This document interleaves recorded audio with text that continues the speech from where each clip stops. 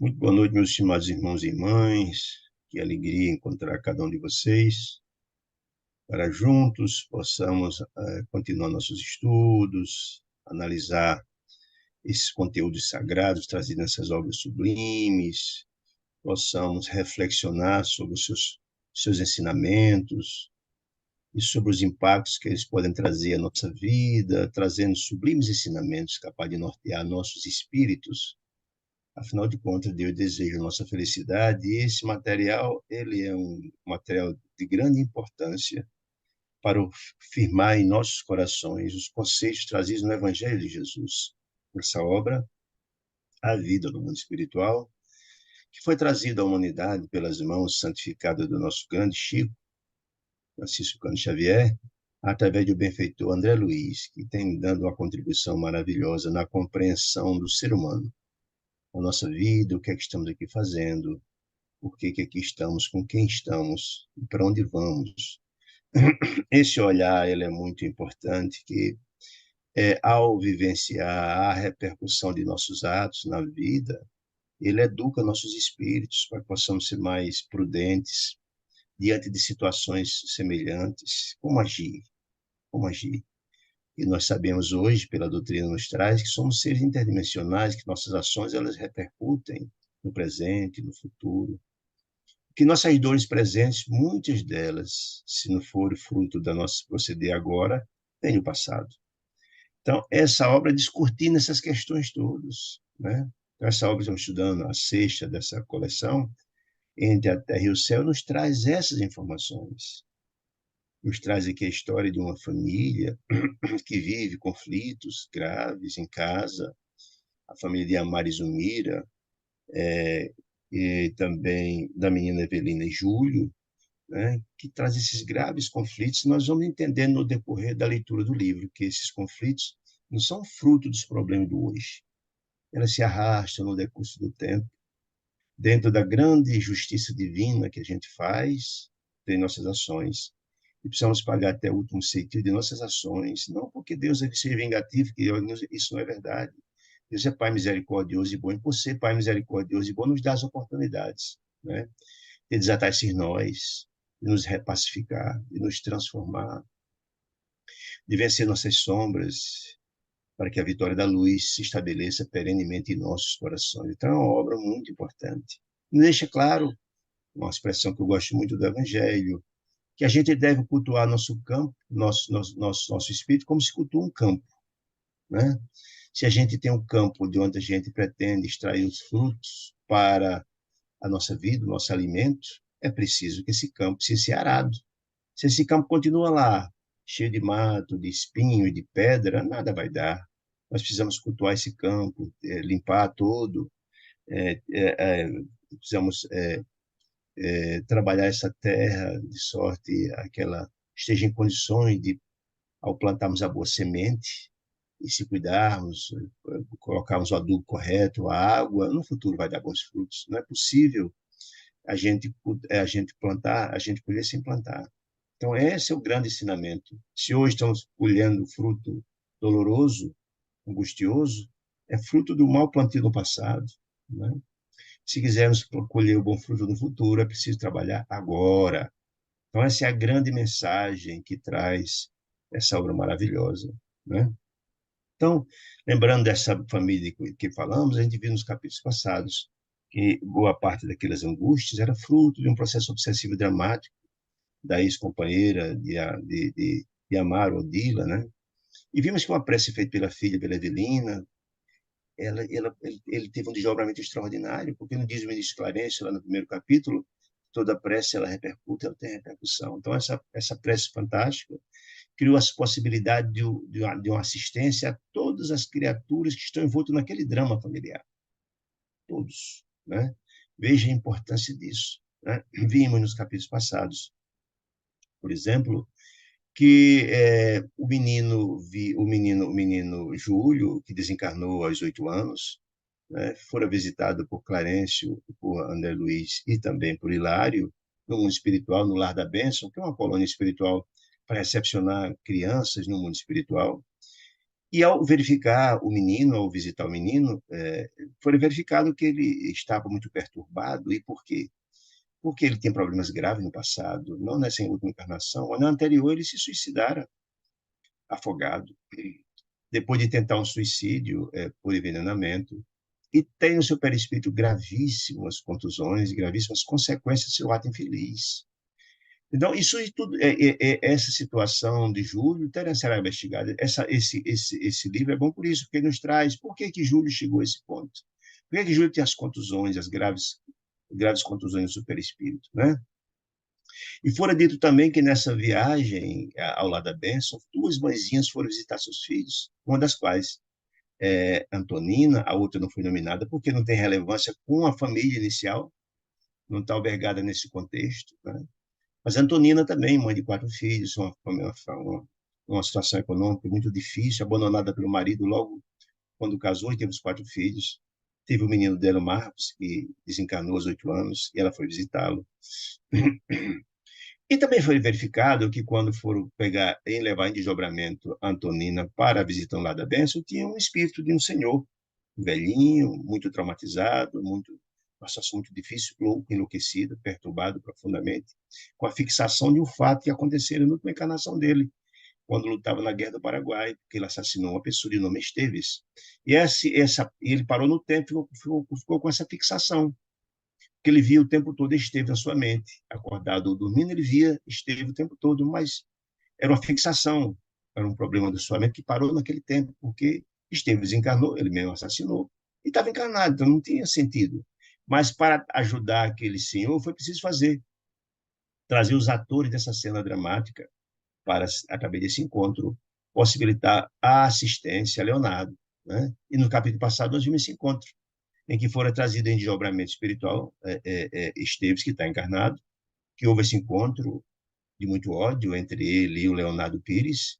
Um foi assassinado, e foi assassinado porque, digamos assim, roubou ou tomou a companheira de Leonardo, Lola Ibahuri, né, que era companheira, e ele armou todo um arapuca, uma estratégia para retirar Leonardo de onde ele estava para conquistar a companheira dele. E, em função desse ódio, Leonardo o envenenou, levando à morte. Foi um encontro muito duro, muito duro, muito doloroso.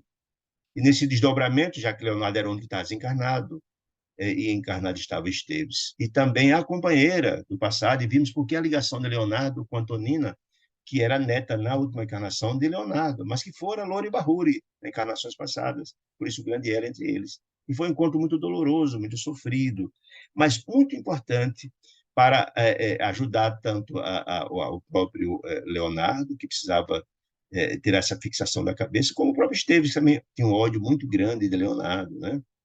E ao final do capítulo, Leonardo fora encaminhado, já que fora tratado pelo Miss Clarence a partir daquele encontro, tirado essa fixação, foi encaminhado para uma colônia espiritual com a finalidade de ser tratado, fortalecido, com a finalidade de futura encarnação. Né?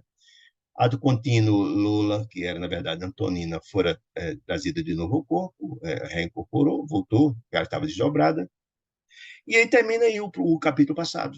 Nesse capítulo 15, a gente vai ver, além do sonho, que sonho? Daquele sonho passado, o desdobramento desse processo todo. E a gente vai ver, continuar a desaluviar, a desenrolar esse grande novelo dessa história da vida, né? Mostrando as consequências dos nossos atos. Então, diz assim, o capítulo 15 chama Além do Sonho. Que sonho? Aquele sonho que, na verdade, é, é o Esteves achou que foi um sonho, que na verdade foi um desdobramento dele em espírito, mas ele imagina que foi um sonho.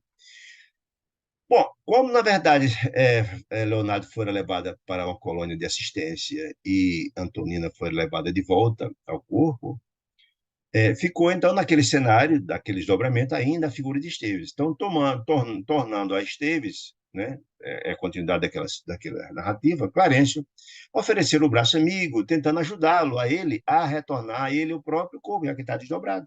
Né? Mas ele ficou preocupado e ele achava de que, na verdade, ele não conseguiu, pelo seu atraso espiritual, ainda não conseguiu compreender que estava ali um anjo tutelar, que era o ministro de nosso lar. Ele não conseguiu alcançar isso, e muito menos na figura do ministro Clarencio, e muito menos a importância também dos seres com uma certa iluminação, André Luiz e também Hilário, né? Eles entenderam que quando houve uma intervenção de Clarencio para evitar a briga terrível que iria acontecer, né? Ele achava que se tratava de policiais. Então, eles diziam, não me prendam. Ele achava que era... Quando Clarencio foi ajudá-lo, tentando levá-lo de volta ao corpo físico, ele disse, não me prendam, que eu sou a vítima, disse ele.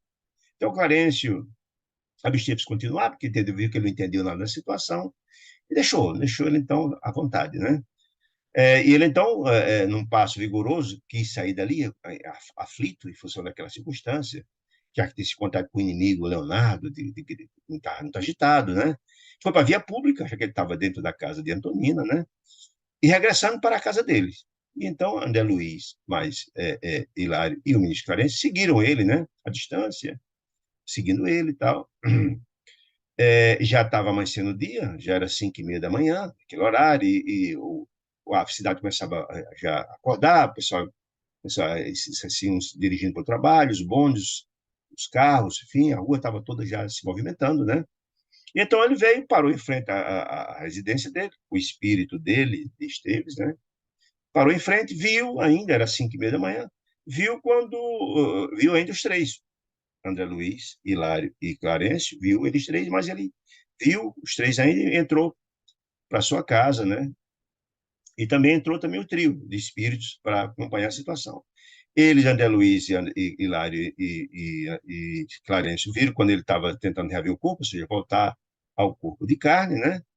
E aí, quando ele estava tentando, o Clarencio foi lá e ajudou, aplicou passes, etc., para ele se tranquilizar, se harmonizar. E ele realmente se acalmou um pouco, mas era 5:30, 6 horas o despertador dele tocou, porque estava na hora de trabalhar, né?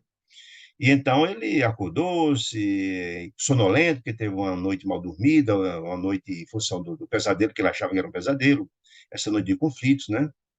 Ele acordou ruim, esfregou os olhos, mau humor, como se não tivesse dormido direito, né? Vestiu a roupa meio apressado e caiu da roupa dele um cartão de visita, esse cartão profissional, e deu para ler lá o nome de Mário Silva. Então, ele, nesta encarnação, esteve no passado, era hoje Mário Silva, e ele era enfermeiro. Lembra que na última encarnação, que ele, lá na Guerra do Paraguai, ele também foi enfermeiro, lembra? Era enfermeiro tanto quanto fora Leonardo, né? Então, ele tinha a mesma função de outrora, da última encarnação, e isso é normal, porque normalmente a gente, na encarnação, já tem um talento do que a gente fazia no passado, e a tendência é a gente também assumir funções assemelhadas, né? Então, Clarencio esclareceu que ele hoje era Mário Silva e estava na mesma função de outrora. E quando ele então levantou-se, então o ministro esclareceu, bom, vamos ouvir então o relato dele, já que ele vai agora tomar café. E ele realmente foi, sentou na cozinha, a mãezinha dele recebeu para o café da manhã, saudou carinhosamente a ela. Aí ela viu que ele tinha dormido muito mal, disse, meu filho, onde é que você teve ontem à noite? Você está com uma cara péssima, né? Dormiu mal, está com a semana carregada, se eu não me engano, você não está bem. Isso mãe, eu tive um sonho horrível ontem à noite, muito difícil, né? Pessoal, eu sonhei que alguém me chamava insistentemente em voz alta, para valer. Eu acreditava que alguém estava me chamando porque estava doente. Pessoal, de quando eu sou enfermeiro, né? Não vacilei, corri para lá, atendendo o chamado, né? Achando que ia encontrar alguém enfermo em algum quarto, doente, precisando de ajuda e socorro, mas não. Me encontrei como se fosse uma cela, mal iluminada e úmida, ou seja, ele interpretou na cabeça dele, até porque, lembremos, no sonho, né? Então traz só algumas lembranças, não traz todas. Mas como houve uma região de conflito, ele achava que, na verdade, a casa de Antonino é uma delegacia, um presídio. Ele achava que tivesse uma cela, né? Onde ele foi, né? Nas lembranças dele, né? E ele disse, olha, do que ele lembrava.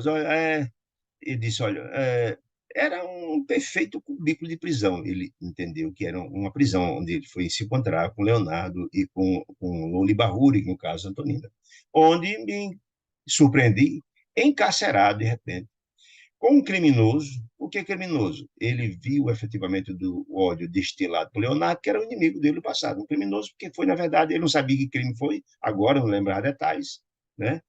Mas ele tinha alguma compreensão de que Leonardo tinha cometido assassinato, mas ele não lembrava detalhes, nem lembrava detalhes de quem tinha encontrado, nem lembrava o local, nem lembrava o nome de Leonardo, e muito menos de Lola. Ele não lembrava. Só lembrava de que houve uma coisa, houve um entrechoque bastante duro, né?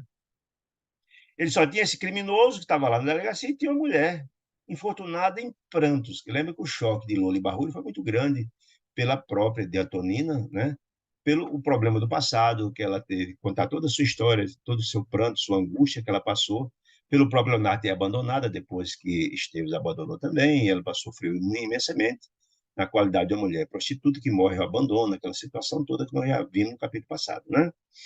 Mas eu não lembrar detalhes, né? Mas olha, eu senti tanta simpatia pela moça desventurada, por que a simpatia?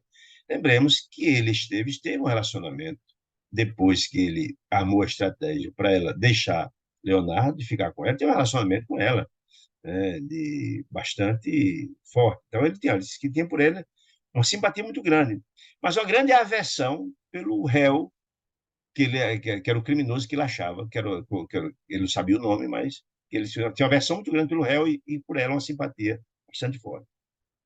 Eu tinha uma impressão, disse ele, a nítida, de que conhecíamos. Tinha a impressão que conhecia, efetivamente ele conhecia, porque Leonardo e Loli Barruri tiveram um relacionamento forte. Inclusive, Leonardo o assassinou em função do ciúme, de um crime passional, por causa de Loli Barruri. Mas ele não lembrava nome nem coisa nenhuma. Lembra que nos sonhos ele não traz as informações todas, apenas algumas informações, algumas poucas?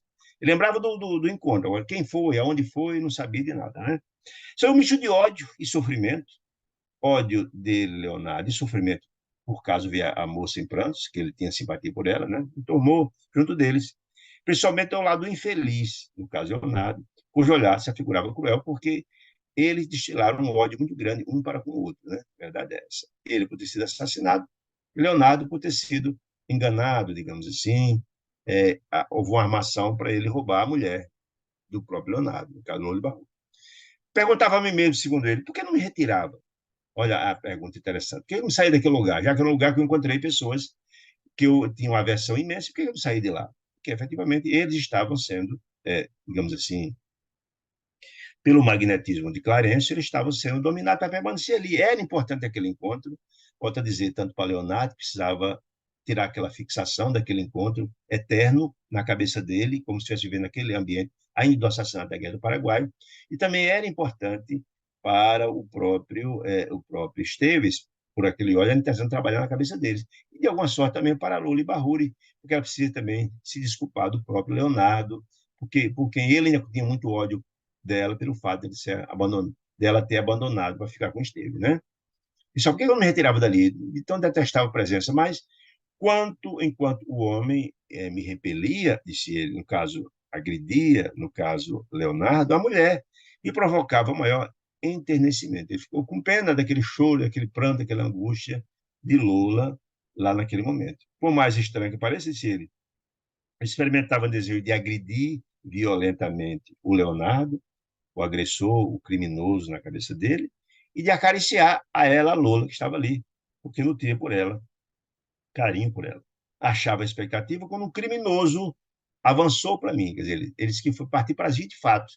Segundo ele, na lembrança dele, o criminoso, no caso Leonardo, partiu, avançou para ele, para entrar em 20 fatos, em briga mesmo, corpo a corpo. Né? Para mim, com o propósito de me matar, como se fosse possível matar em espírito. Né? Bom, mas no sonho dele era essa, a agressão dele, ele vinha com o propósito de me liquidar, de me matar. Ao passo que a pobrezinha, no caso Lola, procurava defender-me. Lembra que ela, pranto, pedia pelo amor de Deus para que evitasse aquele atrito, aquele confronto, porque ela teria sido a causadora desse grande atrito entre eles dois no passado. Né? Estava tonto, ignorando se o condenado pretendia assassinar ali mesmo, disse ele, quando eu tentei uma reação à altura. Ou seja, ele também partiu para cima de Leonardo com propósito também semelhante de agressão. Os dois estavam cegos de rancor, de ódio um pelo outro. Né? Ia precipitar para cima dele, quando rápido apareceu. E é importante entender se apareceu, viu? Um delegado policial. Apareceu como? Lembra que a gente viu que nem Clarence, muito menos André Luiz e muito menos Hilário, eles não podiam ver eles dois. Nem ele, nem Leonardo podiam vê-lo. Por quê? Porque a faixa vibracional deles era muito distinta. Mas, na verdade, houve um adensamento do perispírito de Clarence, Hilário e André Luiz com o propósito de ser vistos. Né? Para, na verdade, interceder, para evitar que o confronto existisse, a briga para valer, fato, acontecesse. Houve uma intervenção do delegado, que ele disse que era Clarencio, né? Porque era o espírito mais elevado, era a figura mais proeminente ali, e ele achou que era o delegado, era o principal, era o chefe, né? Seguido de dois guardas na mente dele, que achava que Hilário André era o guarda, auxiliar do delegado, né? Que entraram na contenda, impedindo de mau impulso, ou seja, eles foram contidos pelo magnetismo, efetivamente, de Clarence, que conteve os dois, dominou os dois pelo seu magnetismo extraordinário, evitando que o objetivo não era esse, era o encontro para se resolver aquela fixação que estava prejudicando a toda, né? O chefe, que ele entendia que era o delegado, na visão dele do sonho, segundo percebi, e um só golpe conteve o agressor. Golpe, na mentalidade dele, o delegado pegado no golpe, não, utilizou do magnetismo que ele tinha, da autoridade que ele tinha, do poder magnético que tinha, e conteve. Não houve agressão nenhuma, nem poderia, né? Obrigando a quem? A Leonardo a sentar-se, ou seja, ele foi vencido pelo magnetismo de Clarencio, né? Vencido, conquistando o respeito, pela atitude de Clarencio, e conquistou o respeito do próprio Esteve, que achava que ele era uma autoridade policial, um delegado, né? Tão grande que realmente, apesar do desejo de ouvir a mulher ajoelhada, Lola e Barulho, estava ajoelhada em prantos, né? Ao soluço, não arredeu o pé do lugar em que me apoiava. Por que não arredou? Não arredou porque também estava sendo contido pelo magnetismo do próprio Clarence. Senão ele teria ido efetivamente lá até onde ela estava, já que não tinha nenhum impedimento, já que naquele momento teria sido contido a figura de Leonardo. Ele também não teve, não foi até lá, porque fora contido pelo magnetismo também do ministro Clarence, né? Depois de palavras enérgicas e rápidas do delegado, que ele achava o delegado, trouxe, então, a cela, que era o apartamento, a casinha humilde de Antonina, os outros ajudantes que ele achava que era policial, mas não, eram exatamente dois espíritos que vinham atendendo o apelo de Clarencio, né? Que arrastaram o meu adversário para fora, na visão dele, na narrativa dele. Não arrastaram coisa nenhuma, ou seja, duas entidades espirituais vieram convocadas por Clarencio para socorrer Leonardo, que foram levadas por determinação de Clarencio para uma colônia espiritual de socorro, de assistência a Leonardo, que estava profundamente debilitado, depois de muitos e longos anos de profundo sofrimento, em função daquela fixação que tinha do assassinato de Esteves. Essa é a história, né? E se ele contando essa história do que ele se lembrava, a mãezinha dele, para justificar por ter passado uma noite péssima, ruim, desse sonho terrível que ele achava ter sido um pesadelo, né? Logo após, acomodando-me na velha cadeira, disse, depois que foram levados, foram arrastado o homem na cabeça dele, o agressor, me acomodaram na velha cadeira, que é uma cadeira, conduziram a jovem ao interior do cárcere, ou seja, quando eles colocaram a jovem no interior do cárcere, Lola ou Antonina, foram conduzidas de volta ao corpo dela. Ela estava desdobrada, já que ela está encarnada também. Foram levadas, nós vimos no capítulo anterior, ela estava tão chocada com o profundo sofrimento que teve aquele encontro, né? Encontrando aqueles dois que tiveram nela grande impacto na última encarnação, e ela fora a causadora daquele assassinato envolvendo os dois, né? Foi para ela um grande sofrimento. Foi preciso um bom tempo da assistência do ministro Clarence, de André Luiz e também de Hilário, para ela acalmá-la, que ela estava profundamente sofrida com aquele episódio dramático que trouxe grande angústia para ela, mas de alguma sorte também trouxe benefícios, porque ela conseguiu o perdão de Leonardo, que estava em aberto, né? Ele tinha um ódio grande dela também, né? Estampou na fisionomia a expressão de quem dispunha nutrimente a lembrar-se, mas só se lembrava de alguma coisa. Só depois disso, disse ele, não consegui precisar de recordações. Depois da história toda, ele lembrou alguns fragmentos só da informação de forma distorcida, né? Sei apenas, disse ele, que me pus a correr depois desse encontro lá, que ele achava que era a delegacia, né? E fui para a nossa casa, de vez que os policiais se mostravam igualmente dispostos a recolher-me. Era o contrário, né? Estava lá Clarencio, Hilário e André Luiz. O objetivo era ajudá-lo, ele retornar ao corpo dele em paz, tranquilo, mas na mente dele, disse que temendo ser preso, né?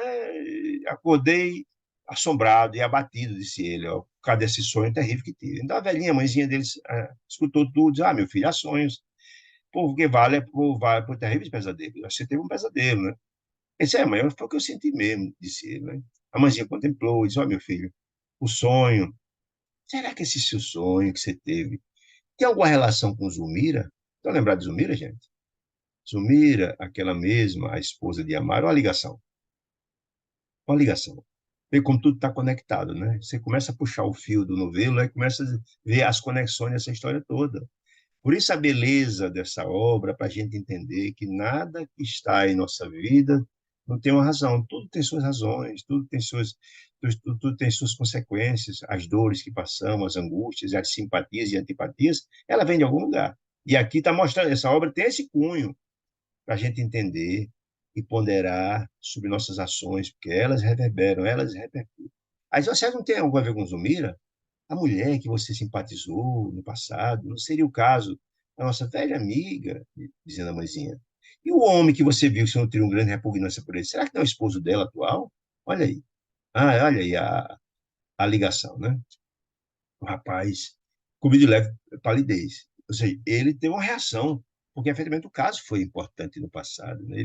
Essa lembrança que ele nem fez nenhuma ligação, mas que a mãezinha lembrou, ele ficou pálido, ou seja, era algo que impactou muito a ele quando a mãe falou sobre isso, mostrando mais melancólico, taciturno, né? E ficou triste com aquela informação que a mãe deu.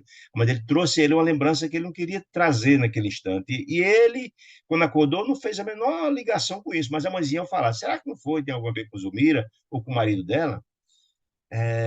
Quem sabe, disse ele, se ele fez uma ligação. Ou seja, essa ligação está clara agora. Quando ela fala de Zumira e do marido dela, certamente é uma ligação com a família de Zumira de Zumira e de André, melhor, de Amaro. Sem dúvida nenhuma, há ligação. Por isso que tem, aí começa a entender os porquês lá de Antonina ser levado lá para a Casa da Bênção, ser dado o nome a ela, dos quatro filhinhos, por que o Marco desencarnou, tudo tem ligação com essa teia da vida. A vida é uma grande teia.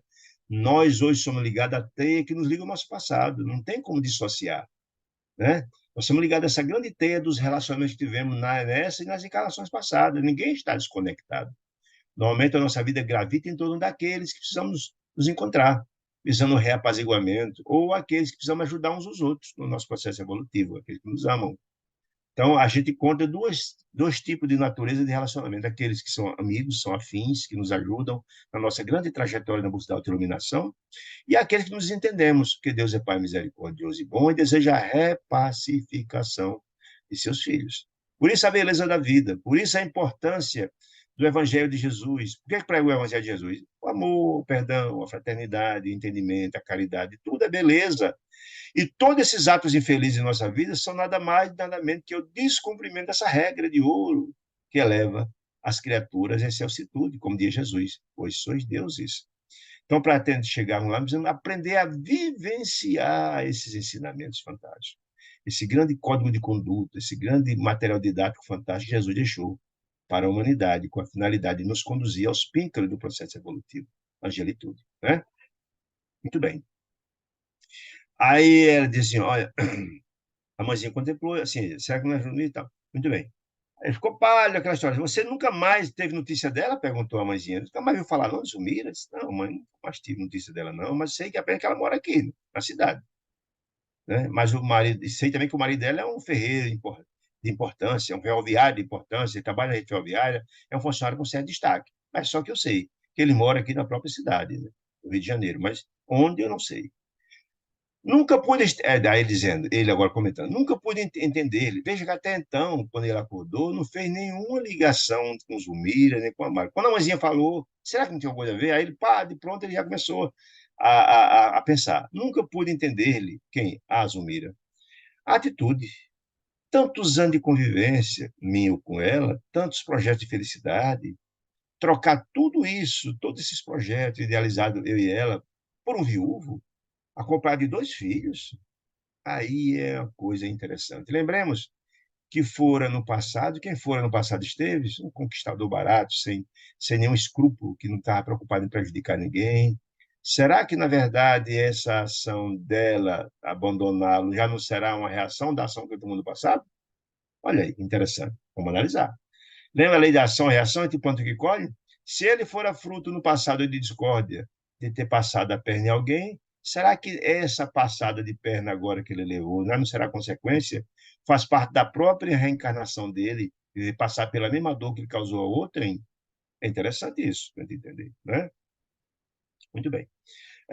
O moço fixou o gesto de amargura, observou, amargura por lembrar daquele fato horrível, né? Ora, mãe, evitemos recordações sem proveito, disse ele. Zulmira não deve reaparecer na minha memória. E esse Amaro, o marido dela, que desposou-a, é um ponto negro em meu coração. Por ele não tenho nenhuma simpatia. Ao contrário, o sentimento que tenho por eles dois em minha vida é íntimo, é de ódio. Olha aqui, mostra que ele é uma criatura, ainda que continua ainda profundamente atrasado, não nutre ódio pelas pessoas. Ódio é exatamente o sentimento que denota o estágio de atraso espiritual das pessoas. Você pode não gostar de alguém, mas nutrir ódio é só tem ódio quem o espírito que efetivamente está muito atrasado. Não há espaço para ódio, né, nos espíritos mais evoluídos, né? Acho que a única coisa que lembrou por esse episódio é o ódio que tem pelos dois, né? Com o que reúno na minha lembrança. É o ódio que tem dos dois, segundo ele, né?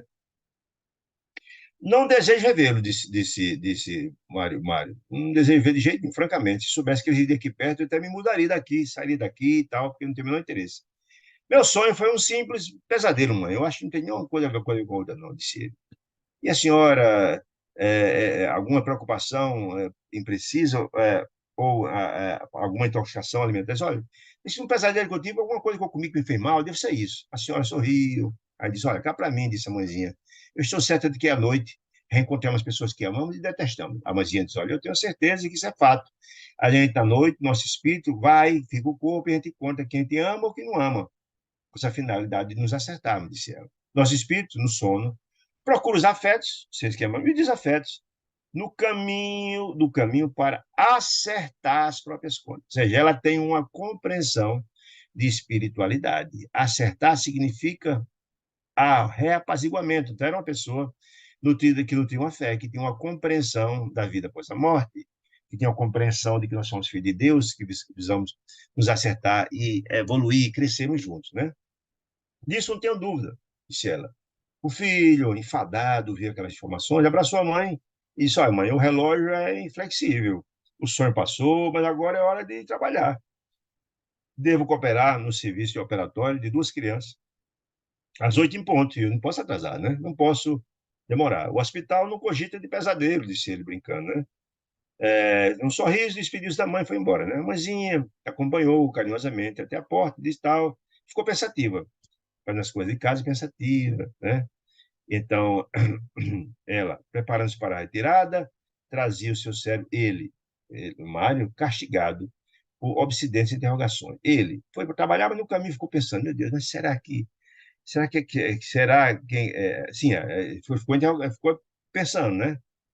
Pensando naquela situação. E André Luiz em si, pensando nos seus botões, disse, meu Deus, será que é o novo capítulo da história de Evelina, Amar e Zumira? Poxa, foi citado claramente, a Zumira foi citada a Amar. Será que é? Ele ficou pensando no André Luiz. Será que é uma conexão com aquela situação dramática de obsessão, aquela obsessão lá da casa de Amaro, Odila, aquela confusão toda, de ser mencionado pelo enfermeiro? Seria o mesmo personagem? Ficou pensando, né? Foi quando, então, Clarence esclareceu a ele esse pensamento. E assim que são as suas interrogações, disse o mesmo Clarence. Realmente, o nosso novo amigo, no caro Mário Silva, foi noivo de Zulmira, meu amigo, nessa encarnação, a senhora obsidiada, lá por Odila, a esposa de Amaro, né, que conhecemos. Pretendia casar com ela, ele pretendia, Mário Silva, casar com ela, mas foi preterido, ele foi preterido, foi deixado de lado, no coração dela por Amaro. Se ela que estava noiva dele, Mário Silva, acabou noivado para casar com Amaro, olha aí. Olha aí o ódio, onde é que vem a amargura e onde vem aí a situação. Que ele, aí eles têm um esclarecimento interessante. Claro que Clarence sabia da história toda, né? Aí só, e foi preterido no coração dela por Amaro, que ele deve, olha a informação interessante, olha, Amaro deve a ela, Zumira, a ligação do passado, né? Assistência e carinho. Deve por quê? Se deve, é porque tem alguma ligação do passado. Nada acontece por acaso, gente. Tudo tem suas razões. Tipo, por que, de repente, ela, diante de Amaro, deixa o casamento, o noivado com Mário Silva e casa por ele? Porque há uma ligação dela, Zumira, com Amaro, do passado. pretendia casar com ela, mas foi preterido. Tá, tudo bem. O passado, disse Luiz Clarence, o passado fala no presente. Olha aí as ligações, né? O passado, o nosso presente tem tudo a ver com o que aconteceu no passado. A gente vem, a gente reencarna, que é uma obra de Deus, o Pai misericordioso e bom, é o meio para atingirmos os fins, que é a felicidade. Ele nos dá a possibilidade de encontrarmos com aqueles que amamos, mas também com aqueles que nos desentendemos, com a finalidade de transformarmos os velos de ódio em aliança de amor. Esse é o grande amor de Deus para com todos os seus filhos. Portanto, quando enfrentarmos nossas angústias do presente, não nos revoltemos. Se tem alguém que acarretou essas dores, fomos nós próprios do passado. É pedir força a Deus em nossos corações para enfrentarmos e vencermos essas provações, a desatar em nós, aproveitarmos as oportunidades de perdoar, de se perdoar, de repacificar. Essa é que é a questão. Ódio, rancor, sentimento infeliz, culpar a Deus, culpar o futuro, culpar o vizinho, culpar... Não. Né? Normalmente, os adversários de hoje são nossas vítimas do passado, diz André Luiz. Então, essa que é... Por isso é importante essas lições que essa obra nos traz, para a gente entender.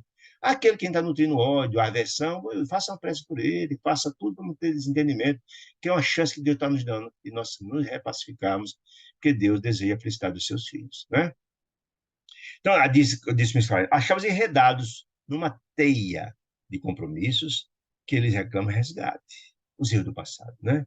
Então, ele, Zumira e certamente Zumira e Amaro tinha a ver, e tem a ver também com Mário Silva. Isso tem, essas questões vêm do passado, nada é de graça, tudo tem suas razões. Muito bem.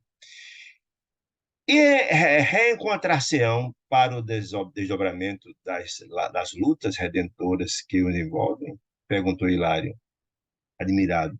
Inevitavelmente, inexoravelmente, acentuou o instrutor. Tudo, meu amigo, essa repacificação acontece. Diz Jesus que a gente vai pagar até o último centavo. Ninguém pode pagar a dívida que é minha, que é de outro. O outro não pode. Ninguém herda a dívida dos outros. Não existe isso, né? A dona da casa, mãe devotada e sensível, quem é a mãezinha de Mário Silva, meditando no sonho do filho que ele falou, e ela ficou a pensar. Embora, movimentando o matamento da vassoura, orava, fazia uma prece por ele, pedia que Deus iluminasse o coração dele, rogando que Jesus abençoasse ele, que ele conseguisse sair daquele drama, daquela situação, que Deus o protegesse e abençoasse.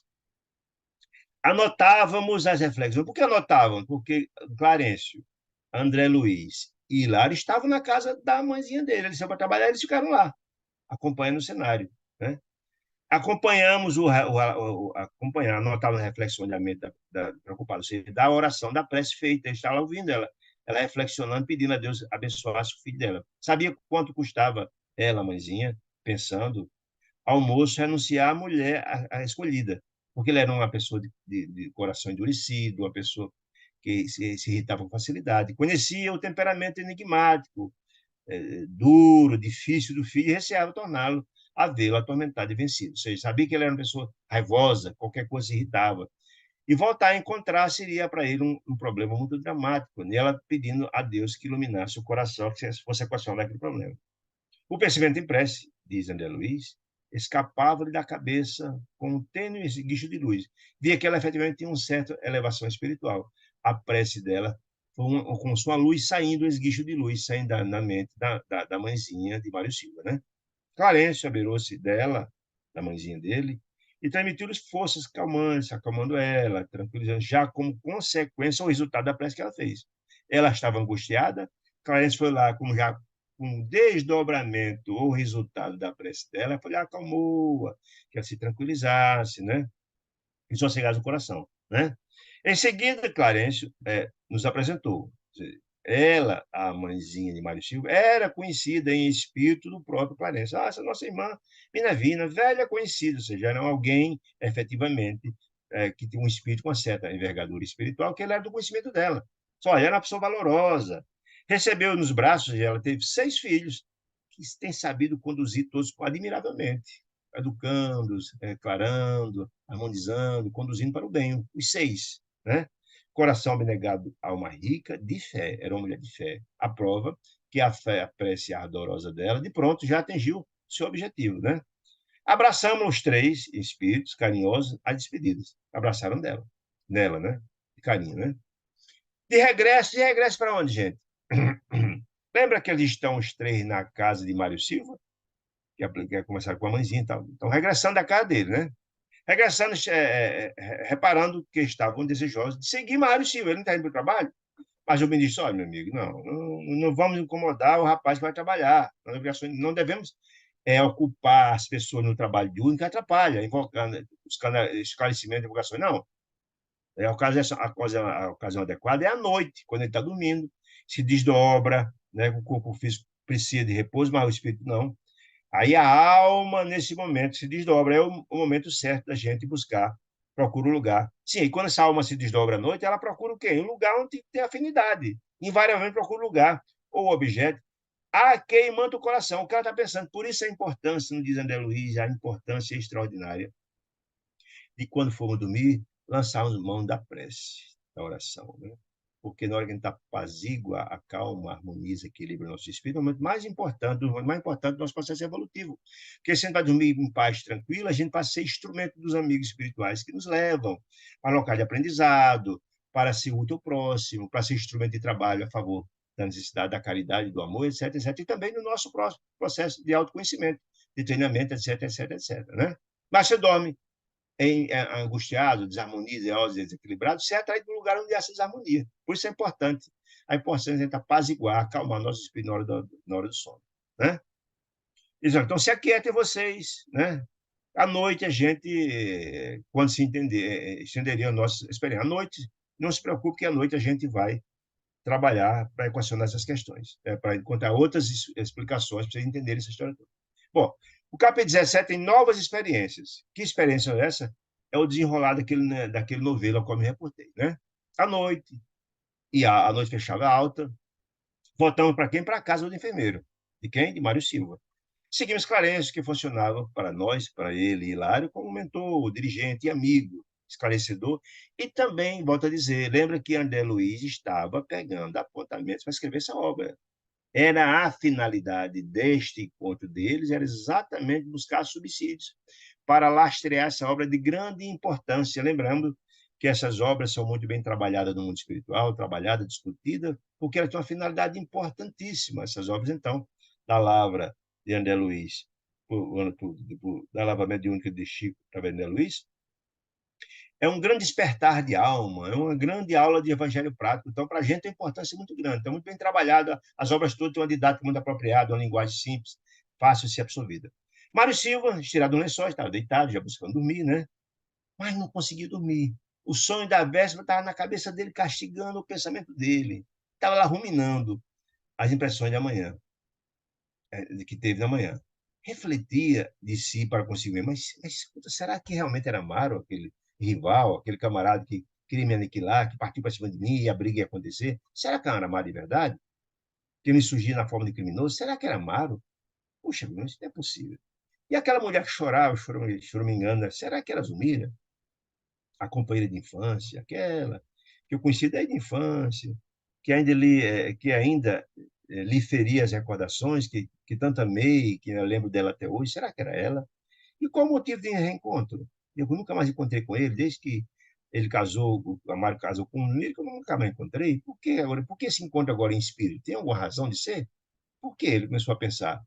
Porque lembremos que até então, quando ele começou a contar a história para a mãe, ele não tinha a menor ideia quem eram aquelas pessoas, porque ele não lembrava do nome de ninguém. A mãe é que trouxe essa ideia. Será que não era Zumira e Amaro? Mas ele não tinha a menor ideia, até porque ele não lembrava de nome de ninguém, né? Teimava em afastar para longe a lembrança da mocidade. Por isso mesmo, não acreditava estivesse nessas lembranças, esse sonho próprio a causa do estranho pesadelo. Achávamos, não é possível. Na verdade, era Leonardo, não tinha nada a ver com Amaro, nem coisa nenhuma, mas ele ficou se perguntando depois que a mãezinha tocou nesse assunto. Permanecia convicto de que alguém o chamara. Ele tinha nítida consciência que, ao dormir, alguém o chamou e ele achou que era efetivamente um doente, que era enfermeiro e tal, pronunciando palavras que o constrangiam a atender, ou seja, palavras duras, que ele terminou indo. Né? Estaria Zumira em apuros? Quando voltou a pensar, será que a Zumira está passando por alguma dificuldade, algum problema? E alguém me chamou? É algum socorro a ela? O que é que está acontecendo? E esta, acaso, se recordaria dele? E se porventura, depois de tanto tempo, eu encontrasse, será que ela não se lembra de mim? Ele ficou a pensar, né? E se as conjecturas expressassem a verdade, que realmente era Zumira, do encontro de ontem, e que era efetivamente Amaro, teria eu o direito de aproximar dele depois que eles casaram? Faz tanto tempo que eu não encontro. Será que eu tenho o direito de encontrar com ele? Não imaginava isso possível, mas a chaga do brio, ou seja, a dignidade ferida dele foi tão ferida no tempo, a dignidade dele foi ferida, foi mexido com os brios dele nessa história de ser passado para trás, acabado o noivado.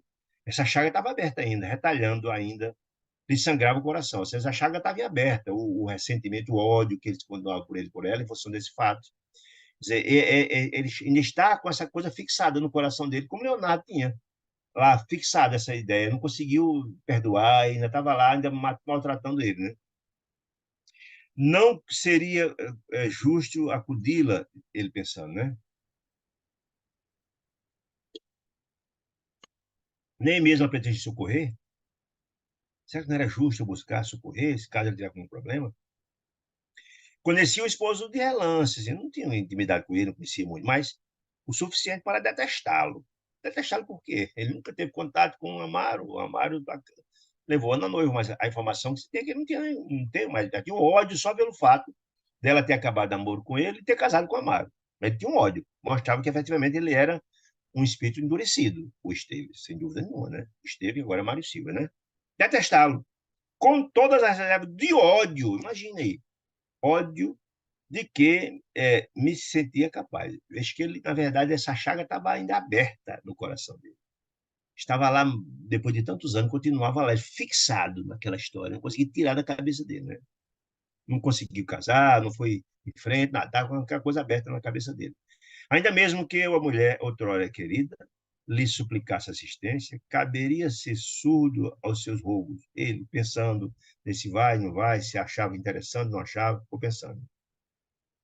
Hipóteses inquietantes e perguntas sem respostas lhe assediavam o cérebro, toldando de apreensão e rancor. Ou seja, aquela lembrança voltou como um fogo, um vulcão a estourar no peito dele, né? Apreensão, ficou pensando, não conseguia dormir, e o ódio, o rancor no coração, tudo voltou à tona a partir daquele sonho e com a lembrança da mãe dele, né?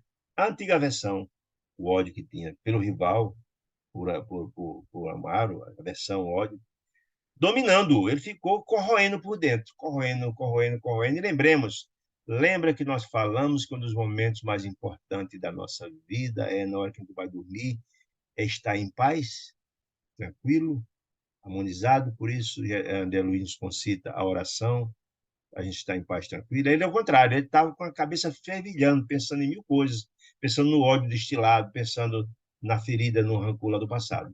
Mas por que não voltar, então, ao sonho da noite anterior? Já que não conseguia dormir, aí eu devo voltar. Porque ele não lembrava, achava que tinha sido com a Mari, né? Ao sonho anterior. De modo a tentar uma solução. Se ela está com problema, resolver essa situação uma vez por toda. A figura de Amaro crescia no campo mental, não saía lá, estava lá preso na mente dele. Se as almas podiam revidar, disse vingança, as almas podiam efetivamente reencontrar-se, se as almas podiam efetivamente reencontrar-se fora do corpo, ele pensando, né? De certo, conseguiria rever o adversário e revidar, se vingar dele, me vingar dele. Eu podia encontrar isso aí e me vingar dele, pelo mal que ele me fez. Esse era o sentimento. Se for invocado, na noite anterior, ele me chamou, eu não fui lá, fui invocado, era ali se invocar também, quem quisesse. Ele me chamou, eu fui lá, quer te chamar de novo para a gente acertar as contas, né? Chamaria o renegado, esposa de Zumira, a explicasse. Concentraria nele o poder do pensamento. Buscá-lo-ia onde estivesse ele, ia chamar, invocar ele aqui para ele vir para a gente acertar as contas, pensando nele. E aí ele, pensando tudo isso acordado, e estavam lá na casa dele, naturalmente, Clarence, André Luiz e também Amaro, acompanhando tudo na tela mental dele, esses pensamentos. E Clarence, bondoso, esclareceu, compadecido. Meu Deus. Valendo-se dos minutos para ensinar-nos algum proveito, disse, olha, disse Clarence, a paixão cega sempre. Entendendo que paixão e amor são dois sentimentos completamente diferentes. Paixão é desejo. Você encontra alguém que você nem conhece ela, portanto não é amor ainda, né? Você nem tem que conviver com aquela pessoa. Mas a paixão é cega, você tem um desejo descontrolado, um desejo cego, descontrolado. A paixão cega. É muito mais animal, você tem você deixa ela pelo instinto. A paixão é muito instinto, né? Nossa vida mental, disse Clarencio, a paixão cega. Nossa vida mental é a nossa vida verdadeira. Ou seja, aquilo que está na nossa mente, a gente consegue desconectar. A mente é que comanda o processo todo. Nossa vida verdadeira é a nossa vida mental. E por isso é aquela história de mente sã, corpo são, mente doente, e corpo doente, né? Se a mente estiver desorganizada, o corpo está desorganizado, né? E por isso, quando a paixão, o desejo, nos ocupa a fortaleza intimamente, nada vemos e nada registramos senão a própria perturbação, ou seja, o desequilíbrio toma conta. É a mente desequilibrada que desequilibra tudo, o corpo, inclusive as doenças que vêm decorrer disso tudo, desse processo todo. Em seguida, aplicou passe balsamizante no rapaz, me esclarece, aplicou passe para ele se tranquilizar, ele se virara, reajustando no leito. E esse passe que ele aplicou em Mário foi suficiente para ele dormir. Lembra que, na verdade, lá no final do capítulo anterior, só deixa esperar a noite, já que a mãezinha dele pediu, que Deus abençoasse.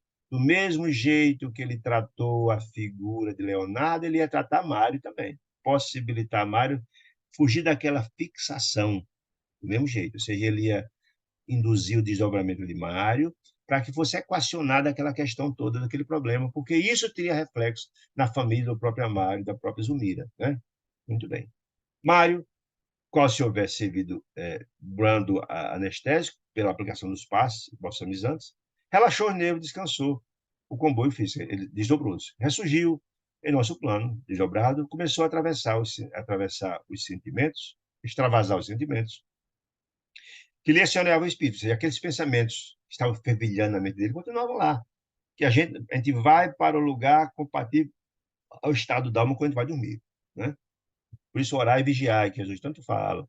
Na hora que você ora, você apazigua o espírito. Não era o caso dele, né? Não nos assinalava a presença. Por quê? Porque o estágio, a diferença de faixa vibracional era muito diferente de Clarence, André Luiz, Hilário, dele. Não conseguia enxergar. Né?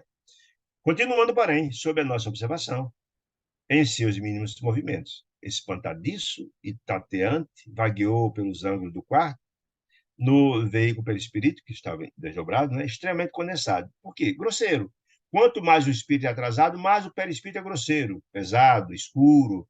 Nós sabemos isso, né? O perispírito é uma matéria profundamente plástica que absorve tudo que tem no coração.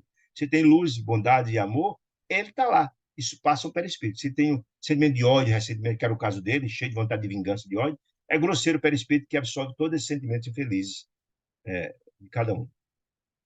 Hipóteses inquietantes e perguntas sem respostas lhe assediaram o cérebro totalmente. Acho que eu já falei, né? Encontro. Rancor, tá. Todavia, pouco a pouco, esgazeando-se os olhos, dando-nos a ideia de que se detinha em aflitivos quadros íntimos. Ou seja, ele continuava com a mesma inquietude diante de dormir, mesmo jeito, anotando-nos o assombro silencioso, o instrutor socorreu-nos explicando. Qual acontece ao nosso amigo Leonardo, ou seja, a fixação dele. Leonardo tinha fixação no assassinato, no envenenamento de que fora vítima esteve. Ele também tem a mesma ideia, a fixação da época de que fora preterido pela nossa amiga Zumira para ela se casar com Amaro. Né? Mesmo nosso amigo Leonardo, o nosso companheiro padece angustioso complexo de fixação. Fixou aquela história, ficou lá presa no tempo. Né? Embora tenha o seu caso particular algo suavizado, por que suavizado? Porque, na verdade, Leonardo era desencarnado, estava o tempo todo, sem tirar um segundo daquilo na cabeça. Mas o caso de Mário Silva estava encarnado, pelas lutas da carne, que por vezes constitui abençoado entretenimento, não consegue diluir a obcecante recordação do inimigo. Ou seja, ele durante o dia estava trabalhando, se desligava disso. Mas na hora estava sozinho, a lembrança vinha com todo o gás. Mas ele tinha um processo de fixação também, diferente. O sofrimento dele era menor do que o de Leonardo. A mágoa, ele inquietante ferida mental. Está lá aquela ferida sangrando o tempo todo. Não conseguiu sarar isso durante todo o tempo. Enquanto se distrai nas tarefas comuns do dia a dia do trabalho, alheia-se de alguma sorte, algo tornando oculto, né? Mas sendo sóis, dá curso ao ódio coagulado, está lá, fixado, desde muito, no coração. Observamos, Mário desceu a rua, ou seja, ele, na verdade, desdobrado, desceu, saiu da casa dele, a maneira de louco, desequilibrado total, com esse sentimento, esse pensamento na cabeça. E inalando o ar refrescante da noite, fortaleceu a impressão que se revigorava, de súbito passou a gritar, com voz estridente, gritando, na verdade, Amaro, ladrão, Amaro, usurpador, aparece, tem dignidade, afrontar minha vingança, ou seja, chamando que ia se vingar mesmo, tem essa história, não, vem me enfrentar, não tremerei, disse ele, onde ocultaste a mulher que amo? Responde, responde. Mário Silva lá gritando, né? Feito semi-ébrio, como fosse um bêbado, caminhava um bêbado, tateando de um lado para o outro, sem direção. Contudo, arremessando as palavras no ar. Continuava invocando, chamando a Mária, etc. Com veemência e segurança. Havíamos dobrado algumas esquinas, que saiu andando sem direção, e este, quando menos esperava, surge alguém ao encontro dele, em plena via pública. Ou seja, o encontro efetivamente aconteceu, a invocação foi proveitosa. Copiando o impulso de ferro atrás de imã, ou seja, se atraem, esses ódios, sentimentos que se atraem, o esposo Zumira, em seu corpo sutil, se desdobrado, correspondia ao chamado estranho do inimigo. Inimigo, entre aspas, né? Porque Amaro, em tese, não tinha nada contra ele, ao contrário. Mas ele tinha um ódio visceral contra o próprio Amaro, desligado parcialmente da carne. Os dois estavam desdobrados, né? Defrontaram-se, a princípio, altivamente. Entretanto, logo após, com as maneiras de homem mais educado, Amaro esboçou esboço delicado recuo. Quando viu a agressividade de Mário Silva, chamando de ladrão, chamando de usurpador, etc., tem um recuo, ficou assustado. Ele veio atendendo o chamado, mas quando viu como estava agressivo, tentando partir para cima dele, ele teve um recuo. Não queria confusão, né? Revelando-se preocupado em evitar conflitos e aborrecimento, achando claramente que Amaro era alguém muito mais espiritualizado do que o próprio Mário Silva, né? Pelo próprio passado de Mário Silva, a gente já sabe quem ele era, né? Falando em ódio, etc, etc. E lá, como procedeu com o Leonardo no passado também, né? O enfermeiro, porém, senhor Mário Silva, de ano revel, bradou desconcertante. Não te acovardes, bandido, não fujas. Temos contas a ajustar. Imagine aí. Agressivo ao extremo, né? Então, Amaro, contudo, afastando-se rápido, se afastou, não quis contendo, não quis confusão. Quando viu que era ele e a agressividade, tentou se afastar. Mas Mário Silva não foi atrás dele. Seguiu-a inflexível, longe de renunciar ao escuro propósito de agressão. Ou seja, o propósito, efetivamente, de Mário Silva era agredi-lo, vingar-se. Esse era o propósito.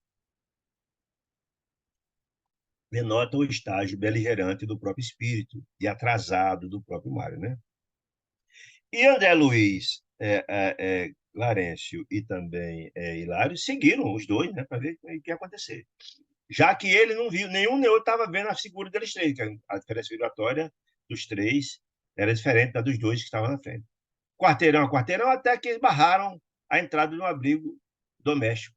E já conhecíamos, claro que já conhecíamos, porque André Luiz, Clarencio e Hilário já tinham ido várias vezes a casa de Amaro em assistência, em socorro à família dele, à família e tal, né? Onde Amaro expôs o ajuste passivo. Ou seja, em nenhum momento Amaro quis discussão, nem briga com ninguém, mas voltou para casa e ele seguiu muito bem. Queria ajuste passivo, queria conversar com ele só, demonstrando-se interessado em defender a tranquilidade familiar, ou seja, é um homem apaziguador, diferentemente de Mário Silva, né? O dono da casa estacou a porta, parou em frente da porta, aguardando o provocador. Então Silva bradou, gritou, exasperado: Ah, é aqui o ninho das serpentes! Levantando os punhos, bradando com raiva contra o rival humilde, olha a diferença. O rival humilde, apaziguador, tranquilo, tentando, não queria confusão nem nada, mas ele andou os punhos para brigar, para agredir mesmo. Richente disse: Pagar-me-ás muito caro, a intromissão, infame enganador. Onde puseste a mulher que era a minha felicidade e a minha vida? disse ele. Quebraste meus sonhos, aniquilaste minhas ideias, homem horrível, o que fizeste de mim? Disse Mário Silva, né? Aí respondeu humilde Amaro: meu amigo, eu sou apenas uma máquina de trabalho, sem fé e sem esperança, passando grandes sofrimentos, disse ele. Aí eu não sabia, se desculpou, Amaro, eu não sabia que tinha, do que estava acontecendo, que você era noivo de Zumira, ele disse ele, né? Nunca tive a intenção de ofender ele. Aí ele: maldito, como sabe dissimular? Onde está Zumira? Devo exterminar. Olha que expressão, né? Devo matar você para restituir a independência. Você preciso matar você para ela ficar livre de novo, para ficar livre, para poder ficar com ela. Olha que expressão agressiva da parte dele, né? E afrontado ele, altamente agressivo, Mário Silva, pela serenidade de Amaro, estava tranquilo, a enfermeira recitou: meu amigo, não me reconheces acaso? Disse, não me reconhece acaso? Perguntou Mário Silva. Ah, sim, reconheço, sim, disse Mário Silva. Você é Mário Silva, pessoa a quem devoto consideração e respeito. Consideração e respeito? Retrucou Mário Silva. Mas que desvelado fingimento! Onde está a prova do apreço que me arrancaste a noiva, engudando-a com mentirosas promessas? Aí, disse Mário, disse Amaro: olha, eu só soube de tua velha afeição por ela quando meus compromissos de matrimônio não admitiam qualquer recuo. Eu já estava para casar quando eu soube da história, antes eu não sabia de nada, disse ele, né? Se alguém tivesse me avisado antes, me comunicado lealmente quando se desenrolava, assim, quando comecei a me relacionar com ela, ou seja, ela estava noiva com você e ao mesmo tempo namorar comigo. Como é que eu ia saber? Em torno da minha preferência, teria renunciado a teu favor. Mas quando eu soube, já estava o casamento marcado, não tinha como voltar, né? Desejaria realmente servir-te, disse Amaro, humilde, né? Entretanto, agora, hipócrita, disse Mário, enfurecido, não creio na tua palavra de lobo disfarçado, roubaste a única felicidade que eu esperava nesse mundo, a única felicidade que era minha. Aí Amário fixou triste sorriso e disse: ó, meu amigo, você porventura acha que eu sou feliz? Disse Amário, né? Você acha que eu sou feliz ao lado de Zumira? Admites o casamento apenas a exaltação dos sentidos inferiores, a satisfação de desejos? Amário disse: você por acaso acha que casar é só satisfazer os desejos sexuais, etc, etc? Casamento é isso não, meu amigo. Crees que o homem consociado, casado, deve encontrar na mulher simplesmente uma escrava que está para servir, um objeto? Você acha que é isso? Só isso? É só desejo, é só paixão? Você pensa que é só isso o casamento? Olha, eu tenho Zumira, a companheira, e a irmã, que me cabe proteger. Ela é minha companheira, é minha esposa e tal, tal, tal, e que cabe proteção, eu devo protegê-la. Eu tenho muito mais do que essa compreensão que você tem. Nem ela e nem eu encontramos na experiência conjugal a aventura, o amor, das afeições, cor-de-rosa amor, de que, em que o desejo, que é o seu caso, contentado, é como uma flor que morre um dia. Se for só desejo sem amor, esse desejo vai acabar, e depois, se não tiver essência, a vida passa a ser um tormento a dois, quando não há amor. Quando não há amor. Só o desejo acaba e fica, como é que fica? Temos padecido muito, Mário, disse Mário. Não ignoras que me casei em segundas núpcias, depois da minha esposa ter falecido. Zumira, por isso mesmo, não terá acolhido em mim a perfeita alegria que lhe seria lícito esperar. Um casamento amoroso, feliz. Nossa aproximação começou por uma série de desajustes que culminou com a morte do meu caçula num terrível desastre. Lembremos no capítulo passado que desde o começo do relacionamento, Zumira tinha um ciúme danado do menino, que era muito ligado ao pai. Ele ter morrido, quando a mãe tinha morrido, deixou ele muito pequenininho, com 8 anos, ele dava uma atenção muito especial para ela. E ela tinha muito jovem, amava muito o marido e tinha um ciúme danado do menino. Esse ciúme atrapalhava, mas culminou com a morte do menino, por negligência dela. Ela não matou o menino, mas negligenciou, o menino desencarnou na praia, e daí o problema se agravou muito com a obsessão dramática de Odila sobre Zumira, que antes mesmo de uma morte acontecer, ela já obsidiava o casal por ciúme também, da nova esposa de Amaro. Devo lembrar dessa história toda. Muito bem. Aí, olha, Aí a morte do meu caçula foi terrível, né? Disse ele. A morte do meu caçula, um terrível desastre. Desde então, disse a Mário, contando a Mário. A Mário contando a Mário. Nossa casa é um espinheiro de sofrimento. Por causa da obsessão que se agravou, aliado à própria obsessão grave, pior, e o sentimento de culpa da própria Zumira. Depois da morte do menino, aí juntou, adoeceu, foi uma confusão, né? Minha esposa adoeceu gravemente e eu mesmo, até agora, disse Amaro. Continuo agoniado e desfalecente. Saberias, porventura, o que seja, Mário, a desdita de um pai que chora sem lágrimas, mortalmente ferido? Se dívidas possuo, e ele tinha compreensão que tinha dívida do passado, se dívida possuo para a divina providência, e lá nos capítulos passados foi dito que ele cometeu graves erros no passado, o próprio Amaro vai ser esclarecido muito mais na frente. Se dívida tenho para com a divina providência, podes acreditar, meu amigo, que não tenho amargado pouco, a fim de ressarci-las. Sei que estou pagando já essas dívidas do passado e não tem sido fácil. Começando com a infelicidade do casamento, com a morte do meu filho, com os acertos, etc, etc. A morte, para mim, disse Amaro, não passaria de bênção libertadora, me libertar dessa tortura que tem sido a minha vida, né? A morte do filho, etc, etc. A criatura, assim, como podes observar, quando o Mário relatando para Mário, não me vejo em condições de aceitar o seu desafio para uma briga, para uma vingança, não tem o menor sentido. Eu estou dilacerado, despedaçado, eu estou despedaçado do coração. E mais que despedaçado, estou vencido. Você nem precisa se preocupar em me vencer, eu já estou vencido, nem se preocupe, minha tortura é muito grande, eu sofro muito. Com a enternecedora inflexão de súplica, mostra humildade, né? Emendou. Se ainda consagras amor, olha aí, amor é sentimento diferente, como eu falei, de paixão. Se você tem amor por ela, amor é um sentimento nobre que liberta. Quando você ama alguém, jamais vai querer fazer o mal a ela. Esse é amor. Você tem um amor, amor é um sentimento grande que liberta as pessoas, não é aquela coisa seletiva que aprende, não.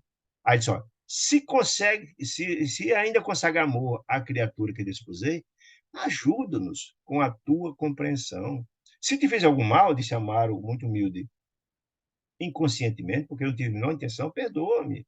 Perdoa-me pelas angústias da minha existência, de condenado a horríveis provas morais. Estou passando isso, mostrando humildade. Mário Silva, com espantoso, para espanto nosso, retribuiu com escandalosa gargalhada. Desculpa, seu cara com um rosário de infelicidade, que o filho morreu, que está vendo uma angústia, que a própria mulher que ele diz que ama está doente, sofrendo muito, o cara gargalha. Imagine o nível espiritual desse cara, né?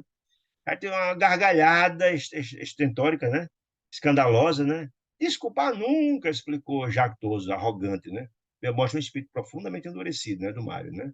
Ao contrário do outro que estava lá humilde, com tranquilidade, pedindo perdão, contando a sua desdita, contando suas dores, seus sofrimentos, etc, etc. E ele não sensibilizou em absolutamente nada, porque se ele efetivamente amava, continuava a amar Zumira, teria pelo menos compreensão com a dor que ela estava passando, pedir que Deus abençoe que ela melhorasse, etc, etc, etc. Era uma forma de ter algum sentimento, mostrar sentimento. Eu mostrava que era a perturbação e a própria, o atraso espiritual, era um espírito rude ainda, embrutecido, né? Possessivo, porque quem ama liberta, não prende ninguém. As pessoas que confundem paixão com amor, prende, tem um sentimento de posse, de dono, né? Pelo tom da conversa, concluo que ele, dizendo já o Mário Silva, concluo, pelo tom da conversa, que está me dizendo, está sofrendo, eu concluo que a justiça de Deus já começou a expressar-se devidamente, mas tenha certeza que abreviar-lhe essa justiça com as minhas próprias mãos. Olha, vingativo. Ele, além do cara que está sofrendo, Augusto ainda queria matá-lo. Vingativo. Meu desforço é certo. Meu ódio é inexorável. Dizer, é um cara tão embrutecido que ele mesmo fora vítima no passado de assassinatos. Ele sabe as consequências disso. Sabe por quê? Passou por um processo como esse. Mas ele não imagina que se cometer qualquer mal a outra, ele vai colher também. Ou seja, ele mesmo está colhendo agora, talvez exatamente ter sido abandonado pelo mal que fez no passado. Já descia colher tudo que fez no passado. Mas não tem também a compreensão que se fizer o mal e matar alguém, ele vai também ter consequência disso no futuro. Quer dizer, mostra um espírito profundamente endurecido, profundamente embrutecido, sem sensibilidade, né? Amaro, não mais respondeu. Você, depois daquela gargalhada estentórica que mostra a profunda desapreço pela vida alheia, né? Não respondeu mais nada, mostrando que é profundamente diferente espiritualmente de Mário Silva. Né? Vimos-lo curvar a cabeça em oração fervorosa. Veja só, era um homem que tem uma certa espiritualização. Na hora do confronto, ele diz, não, amigo, eu estou vencido, não quero confronto com ninguém. Lançou-se mão, então, a criar conexão com Deus, pedindo em prece ajuda. Suaves radiações, esmeraldina luz, escapavam da fronte. Era uma prece efetivamente fervorosa. O resultado da prece feita com conexão com o alto, isso ali, as luzes, as radiações de luzes esverdeadas escaparam da fronte dele, nessa conexão com o alto, né? As palavras inarticuladas da prece, de que servia, para implorar socorro ao alto, a Deus, enfim, alcançaram-nos. Por que alcançaram exatamente a Clarencio, a André Luiz e a Hilário ali? Por que alcançaram? Por uma questão simples, muito simples. Primeiro que eles estavam ali, e era emissário de Deus, que estava ali em nome de Deus para tentar apaziguar aquela situação. Ponto. Segundo, havia uma conexão clara, porque lembra, na prece de Evelino, pedindo, na verdade, que fosse pedindo a Deus socorro para as angústias, para os sofrimentos, para o desacerto, para os atrozes conflitos que estava tendo na casa dela, as angústias. Aquele caso ali envolvendo o Amaro tem conexão com essa prece. Essa prece que ela fez lá no começo, ela deslanchou uma série de repercussões. Clarencio não está aí, mais Hilário, mais André Luiz, se não fosse exatamente esta prece. Essa prece, ela deslanchou uma série de ações. Por isso que Clarencio dizia lá na prece, lá no Lar da Bênção, lá no templo da Paz, ele disse, ó, toda prece tem consequências, e as consequências da prece de Evelina, lá no começo, toda essa obra que a gente está lendo aqui é consequência daquela prece. Olha que coisa importante. A prece feita por uma adolescente verdadeira, que foi direcionada à mãe, que, por desajuste, não teve condições de assistir a prece, de ajudar, de socorrer, ela era a causadora do problema, chegou ao nosso lar. A quem poderia ajudar? Já que ela era oriunda de lá. E essa prece teve o condão de assistir uma gama de criaturas envolvidas nessa teia envolta na família, desde a Guerra do Paraguai para cá. Muitos conflitos, muitas angústias, muitas dores que estão sendo tratadas em função de uma única prece. Veja que coisa maravilhosa, né? As palavras inarticuladas da prece, de que servia para implorar socorro, alcançaram os três, Clarencio, André Luiz e Hilário. O espírito, alcançaram o espírito, qual se fosse ondas caloríferas e harmoniosas de humildade, que a prece foi feita com muita humildade, com muito amor e confiança, feita por Amaro. Silva, o agressor, o opositor, incapaz de sensibilizar-se com a rendição comovente de Amaro, prosseguiu gritando, é porque silencia, seu covarde, porque você não vem aqui, não vem brigar comigo, fala alguma coisa, fala, explica-te, reage. Dominastes o Mira, mas não me dobrarás 1 milímetro desse criminoso da tua laia, não merece compaixão. Era um camarada realmente grotesco, insensível, brutamontes, né? Nessa altura do diálogo, Clarencio convocou-nos, quem? André Luiz e também Hilário, paternal. Respondamos à prece de Amaro, vamos auxiliá-lo com o auxílio fraterno. Arrastados pela simpatia, todos três, e pela emoção da prece realizada por Amaro, acompanhamos a Clarencio ministro, sem hesitar. Veja, gente, a importância dessas experiências contadas para a gente entender as angústias, as dores, os esforços que nós passamos. Como esses capítulos são importantes, essa obra, para a gente nos situar no tempo. Nossas angústias, de onde elas vêm? Por que temos? Né? E a gente começa, ao compreender isso, a ter uma visão diferente. Ao invés de afrontar aqueles que não amamos por uma razão ou outra, nós passamos a ter por eles uma compreensão que está ao lado deles é uma dádiva de Deus que nos dá a possibilidade de nos repacificar. E como Jesus nos aconselhava, reconcilie com os adversários enquanto está no caminho dele, a não reconciliação agora daquele que você não gosta, você não ama, pode sair muito caro, porque, às vezes, quando desencarnamos, vamos para lugares distintos no mundo espiritual. E, às vezes, para nos reencontrarmos de novo numa reencarnação, demora, às vezes, séculos, décadas, séculos. Então, muito importante a gente abrir nossos corações com aquela célebre resposta de Jesus a Pedro: quantas vezes devemos perdoar? Até 70 vezes, 7 vezes. Porque quem mais perdoa, mais se beneficia. Perdão é libertação. Do outro lado, se quem de nós não precisa de perdão? Quem de nós não cometeu erro, né? Perdoa nossas ofensas, assim como nós perdoamos nossos adversários, diz a prece que Jesus nos ensinou. Então, que Ele nos abençoe, nos proteja. Quero saber se há alguma dúvida dos irmãos do conteúdo trabalhado nesses 2 capítulos, projeto muito rico. Se não, queria agradecer demais a companhia de vocês, ajudando a reflexionar sobre esses pontos importantes e convidá-los para estarmos juntos na próxima quarta, se Deus nos permitir. Fique com Deus, uma ótima semana. Muita paz.